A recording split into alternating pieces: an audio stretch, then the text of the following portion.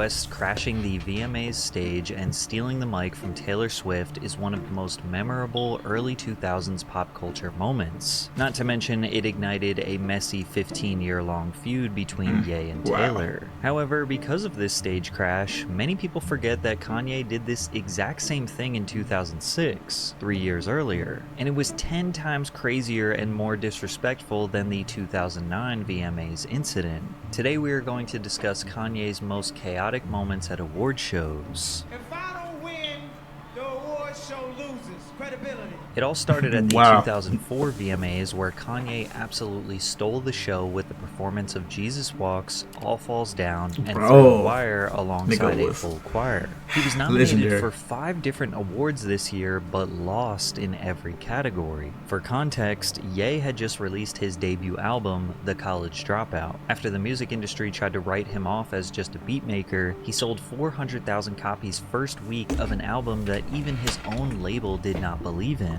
He was an underdog. Bro, selling 400,000 in 2004 with no streams. Nigga. Debut project, like, Lord. But his sales data objectively proved that he won in the eyes of the people. So you can imagine that Kanye felt like he was snubbed. Now, this picture, if you're in school and you had this speech and you're in speech class, and all these people are sitting up there telling their speech, and the bell rings on you, and kind of like when my last nomination was up and I didn't win, it was like the bell was ringing on me, and it's like I don't get to say anything again. Like VMAs, you get the most nominations and then you don't get to say anything. But he was just a few months away from the American Music Awards, where he was nominated for Best New Artist. Even though he didn't win any VMAs, he knew he had the AMAs locked in. But then he lost to a country singer named Gretchen Wilson. Who? Angry at the result, Ye infamously stormed out and was quoted as saying, "I was the best new artist this year. I was definitely robbed, and I refuse to give any politically correct bull-ass comment. I was the best new artist this year." The frustration. So he was popping out as a hothead immediately out the gate. You know, yeah, he didn't change really. Ain't no old Kanye. That nigga out the gate was like that. But there was a time where you could be like that. Like, you could just, probably not as much, but you could definitely just like speak your mind a little more than today.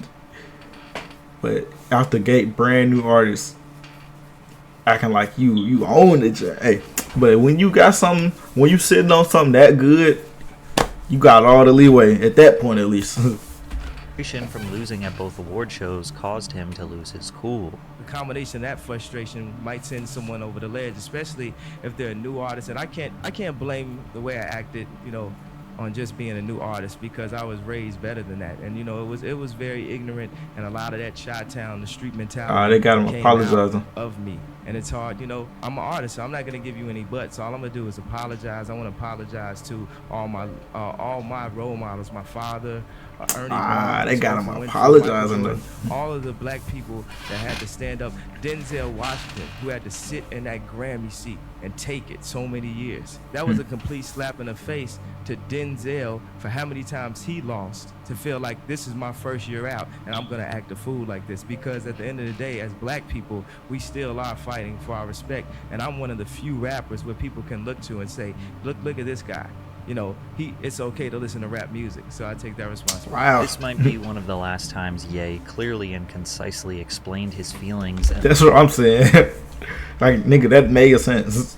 then apologized for his behavior, because this wasn't even close to as bad as it was going to get. From there, Ye attended the 47th annual Grammys, where he was nominated in 10 different categories. This time, he won 3 different awards: Best R&B Song, Best Rap Song, and the one that mattered the most, Best Rap Album. He hit the stage and delivered one of the most iconic speeches of all time. Everybody asked me the question. They wanted to know what kind. I know he's gonna wild out. I know he's gonna do something crazy.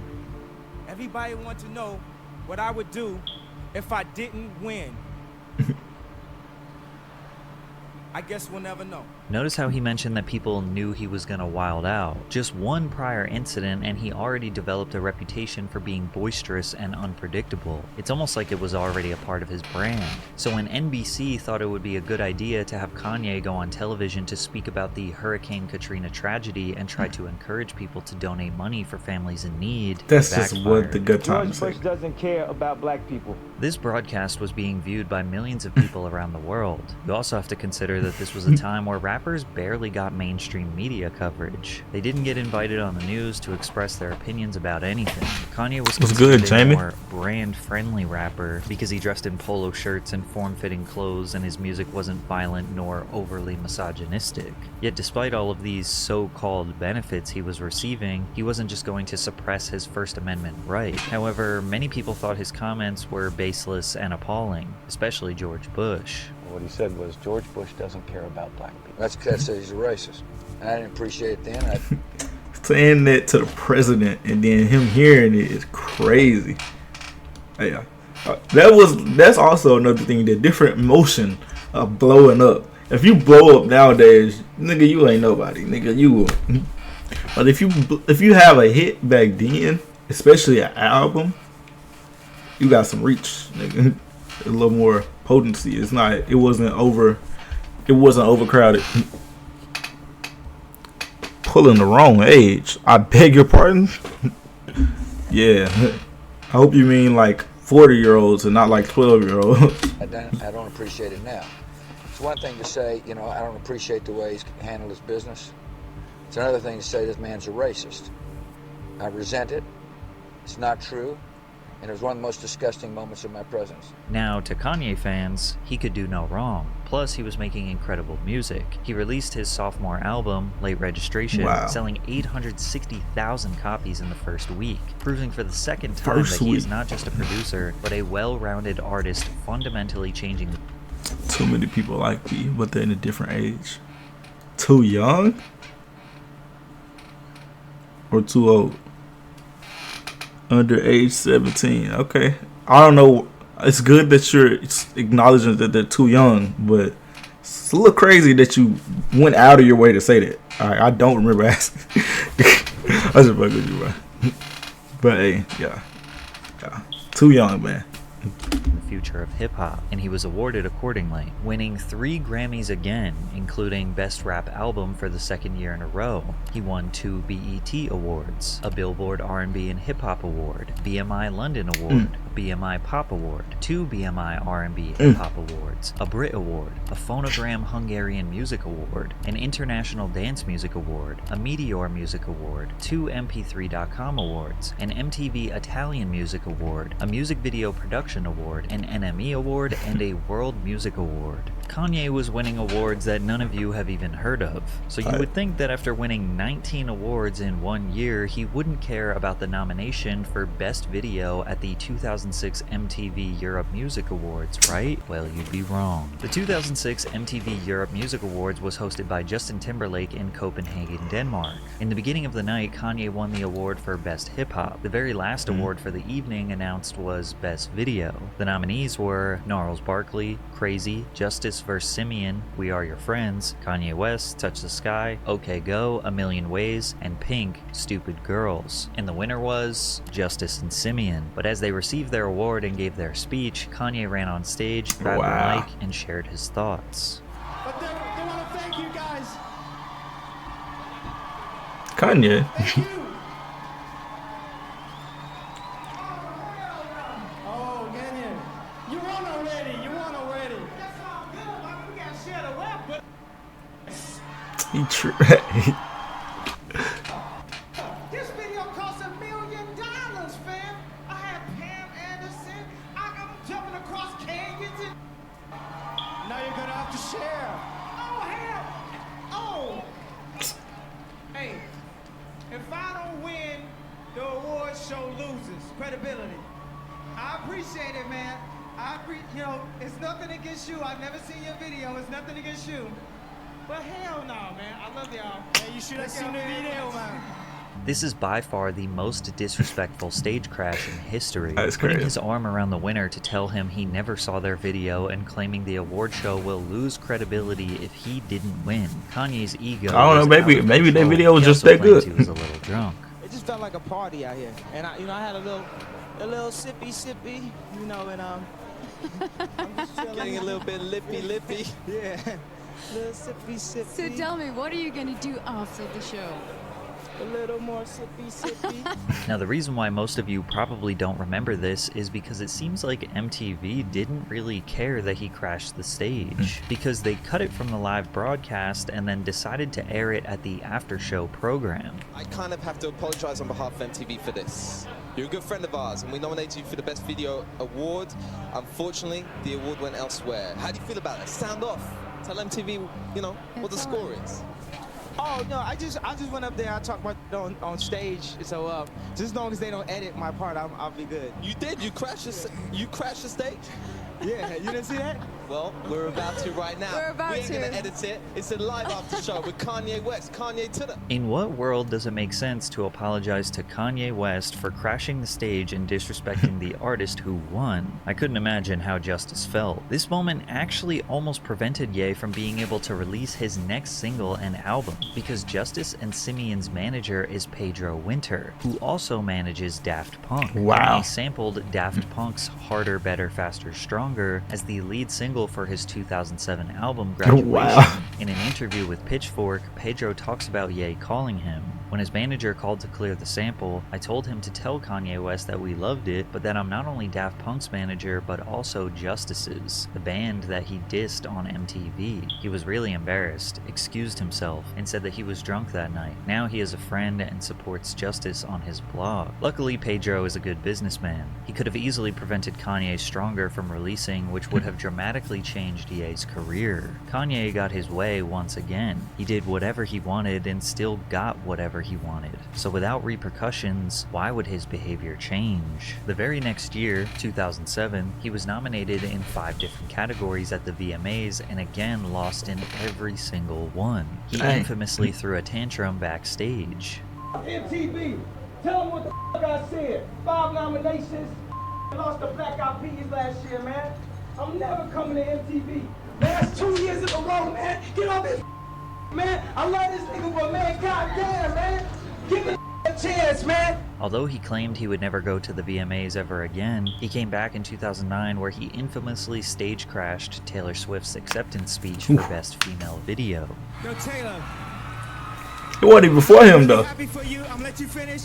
But Beyonce had one of the best videos of all time. And looking She just back, caught this it seems straight. like Taylor got off easy compared to the disrespect Kanye Yeah, he gave didn't say Justice say and nothing for Simeon. And I'm it's not that insinuating bad, but that it's just Ye like an interrupting interruption. Taylor was not disrespectful. But there are a bunch of other factors to consider when discussing why it was a much bigger controversy than the 2006 That's Taylor Swift, VMAs nigga. crash. First and foremost, it happened live on an American broadcast with over 9 million viewers. Twitter was also just becoming popular, with this particular incident proving how the app would become the conversation driver it is today. Over 1.3 million tweets were made about the VMAs, which would still be considered insanely viral by today's standards. Katy Perry tweeted, "F you, Kanye. It's like you stepped on a kitten." Pink tweeted, "Kanye West is the biggest piece of sh." The white people got mad, bro.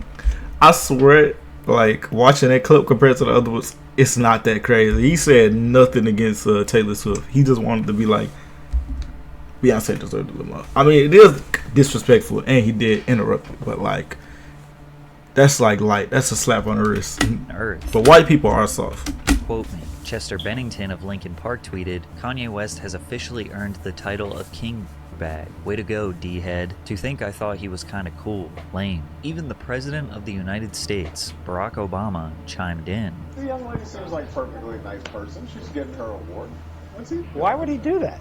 He's a jackass. To the world, Taylor Swift was the 19-year-old, bright-eyed, puffy-tailed American sweetheart that got interrupted by the inconsiderate, shallow rapper Kanye West. Yeah. But maybe the world ridiculing Ye was just what he needed to finally realize that his award show antics were ridiculous. I immediately knew in this situation that it was wrong and it wasn't a spectacle or just, it's actually someone's emotions, that I stepped on, and it was rude, period. And you know, I'd like to be able to apologize to her in person. In a Rolling Stone interview, Taylor described what their relationship was like after the 2009 incident. I just so badly wanted that respect from him, and I hate that about myself. That I was like, this guy who's antagonizing me, I just want his approval. But that's where I was. And so we'd go to dinner and stuff, and I was so happy because he would say really nice things about my music. It just felt like I was healing some childhood rejection or something from when I was 19.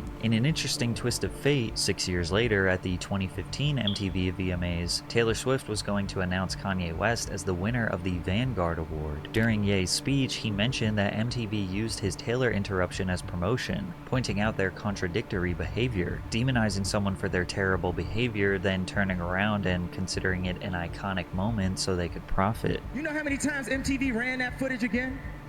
Because it got them more ratings? You know how many times they announced Taylor was going to give me this? He's not wrong. It's just like they just get nervous because, damn, he's on your ass. He's not wrong at all. Just call them out in their face. More ratings? However, Taylor gave more context to this situation that changes the perspective. But the 2015 VMAs come around, he's getting the Vanguard Award. He called me up beforehand. I didn't illegally record it, so I can't play it for you. But he called me up maybe a week or so before the event, and we had maybe an hour-long conversation, and he's like, I really would like you to present this Vanguard Award to me. This would mean so much to me. And he went into all the reasons why it means so much, because he can be so sweet. And but then they was like twisting it to make all of the profit in. Standing in the audience with my arm around his wife, and this chill ran through my body. I realized he is so two-faced, that he wants to be nice to me behind the scenes, but then he wants to look cool, get up in front of everyone and talk shit. Ye kind of played the victim on stage, but behind the scenes it seems like he was begging Taylor to essentially give him her public approval. And this was just months before he released a song called Famous, where he says, I feel like me and Taylor might still have sex, I made that bitch famous. However, during this 2015 VMA speech, he tried to explain precisely why he has over the years struggled with award shows. The contradiction is, I do fight for artists. But in that fight, I somehow was disrespectful to artists. I didn't know how to say the right thing, the perfect thing. I sat at the Grammys and saw Justin Timberlake and CeeLo lose. Justin, I ain't trying to put you on blast, but I saw that man in tears, bro. And I was thinking, like, he deserved to win Album of the Year. I still don't understand award shows. I don't understand how they get 5 people who work their entire life, one, sold records, sold concert tickets, to come, stand on the carpet, and for the first time in their life, be judged on a chopping block and have the opportunity to be considered a loser. I don't understand when the biggest album or the biggest video, I still don't, I've been conflicted, bro. I just wanted people to like me more. I will die for the art, for what I believe in. And the art ain't always gonna be polite. As much as we can respect Kanye's artistic genius, him thinking he is the one who gets to decide who deserves to win what awards is nothing more than his ego being out of control. When he wins, or the people he likes wins awards, it makes sense, and it's a great honor. When those people don't win, all of a sudden he doesn't understand award shows and their value towards the entertainment industry. He ain't even seen the video that he is. So like, plus we all know that the fans' opinion is what matters the most in the end anyways. Blade ain't getting no TV. Type. Yeah, definitely. He just gotta, those type of conversations is long gone though, cause he ain't listening.